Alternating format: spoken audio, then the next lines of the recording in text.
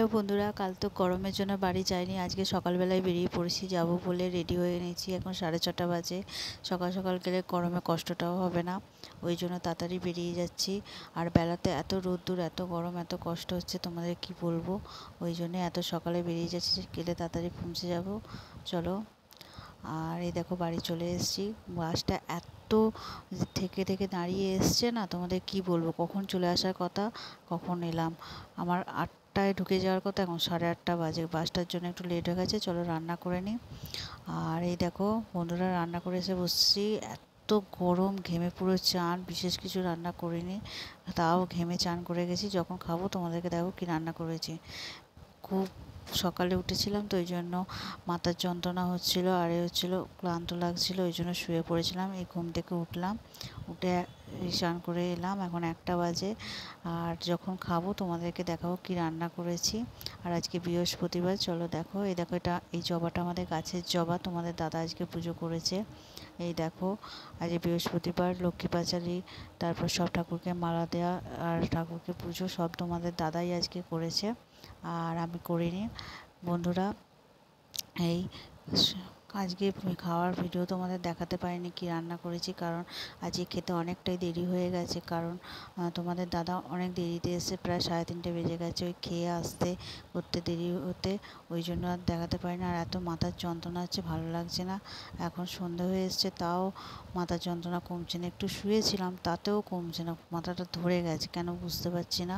সকালবেলা এলাম, রোদ লাগেনি, তাও যে কেন মাথাটা ধরলো বুঝতে পারলাম না। আর সন্ধ্যাবেলা কি রান্না করব চলো তোমাদের দেখাই। আর তোমাদের রান্নাঘরে দেখা হচ্ছে। দেখো রান্নাঘরে চলে এসেছি, রান্না প্রায় শেষের দিকে। তোমাদেরকে দেখাই কি কি রান্না করেছি।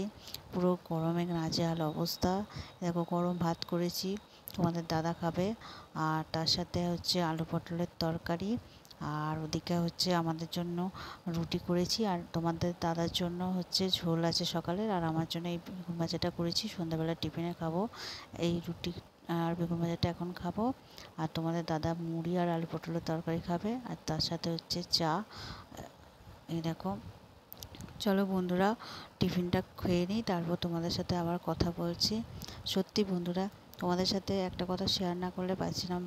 মায়েরা সত্যি সন্তানদের কী লাগে, কখন লাগে, কী প্রয়োজন সেটা ঠিক বোঝে।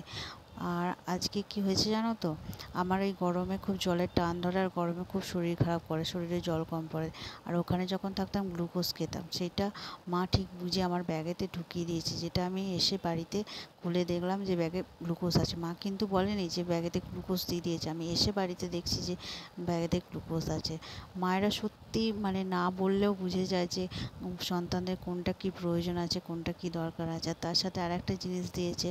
আমি অত সকালে বেরিয়েছি বলে কিছু খেয়ে বেরোইনি, কারণ 6:30 মানে হচ্ছে অনেকটাই সকাল, তখন কিছু খেয়ে বেরোনোর মতো আমার মুড ছিল না। ওই জন্য ব্যাগেতেই বিস্কুটগুলো দিয়ে দিয়েছে, যাতে রাস্তায় যদি আমার খিদে পায় খাওয়ার জন্য। ঠিক বুঝে দিয়েছি। বিস্কুটের কথাটা আমাকে বলেই দিয়েছিল যে ব্যাগে দিয়ে দিচ্ছি, যে যদি খেতে ইচ্ছা করে খেয়ে নিবি, কিন্তু গ্লুকোজের কথাটা বলেনি। আমি এসে ব্যাগ যখন খুলছি দেখি ব্যাগেতে গ্লুকোজ দিয়েছে। আর সত্যি এটা না বললেই নয় যে মায়েরাই একমাত্র তার সন্তানদের মানে কিছু না বললেও বুঝে যায় তাদের কি প্রয়োজন না অপ্রয়োজন, যেটা অন্য কেউ কোনোদিনই করতে পারে না। বন্ধুরা, ঝড় উঠেছে আমাদের এখানে, অল্প উঠেছে, তোমাদের কাঁধে কাঁধে উঠেছে। আর এত গরমের পর ঝড়টা হতে একটু স্বস্তি, মানে একটু ওয়েদারটা ঠান্ডা করে দিয়েছে। পুরোপুরি না হলেও আমাদের এখানে সেইরকম অর্থে হচ্ছে না, অল্প উঠেছে। বিদ্যুৎও চমকাচ্ছে খুব, তাই জন্য একটা জানলা দিয়ে দিয়েছি।